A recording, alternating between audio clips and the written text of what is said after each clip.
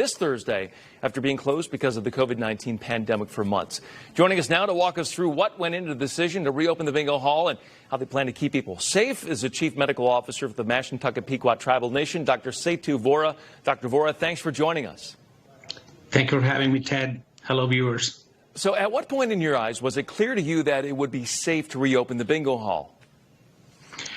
It's a constantly moving target, but we look at the global numbers around U.S., but more relevant to us is what's happening in our own state. And the numbers, Ted, are really looking good right now, as the governor also indicated, that the total positivity rate is down below 1%. It's the lowest hospitalization rate since the pandemic began. And thankfully, we have had less deaths. So all those numbers, along with the fact that we are testing even more, is the background that we would need to feel confident about adding any more attraction. And then we figured this is the time. Okay, people familiar with the bingo hall there know that it can get fairly crowded. So how is that going to be different this time around? Absolutely, Ted. And as you recall, the Pequot tribe's strategic objective number one is health of its people and people that come to work, live, or play here. So as we design any reopening, we look at how may we help people save lives, save livelihood, and at the same time have a life. We are in the business of providing joyful experiences. And so the bingo is what I would call a bingo 2.0 plus, where essentially it is, more safety with more joy. It'll be really less capacity as compared to what the norm is, only down to 30% of the entire capacity. People will be facing one way, 100% masking required, no smoking. It'll not be with the same lot of food as some folks are used to. So how may we stay safe while the colleges and schools are reopening and still have safe fun? That's our goal here at Foxwoods and MPTN. Okay, all sorts of differences. A press release from Foxwoods said that increased fresh air is part of the plan to make the space safer. How is the casino going to do that?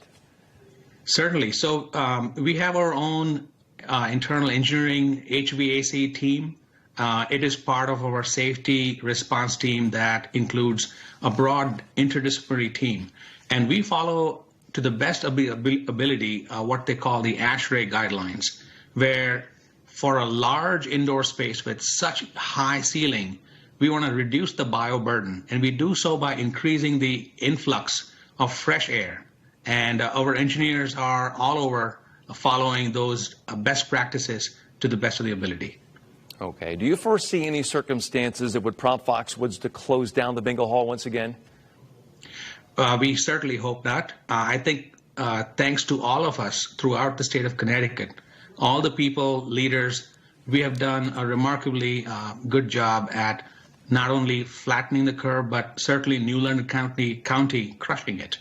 So as long as the numbers and the pandemic behavior is on the trajectory of being well controlled and there's no increasing outbreaks, we will adapt, we'll stay agile and respond to what's right and what's the safest thing for not just MPTN, but for our greater community as well. A casino environment with stores, restaurants, gaming, entertainment venues, each has their own concerns. What so far has been the biggest challenges in reopening? Certainly, putting a little pause in being more thoughtful, and even if it means delaying bingo reopening by a month or two. We felt that earlier was not the best time, and now with confidence of the state's trajectory of numbers being well controlled, and the fact that the colleges are back in action, the schools are reopening, we felt we look at each attraction with the lens of this safety first. All right, Dr. Setu Vora, Chief Medical Officer for the Mashantucket Pequot Tribal Nation. Thank you for your time and wish you a safe experience there for everyone involved. Thank you. And be safe, enjoy. Thank you.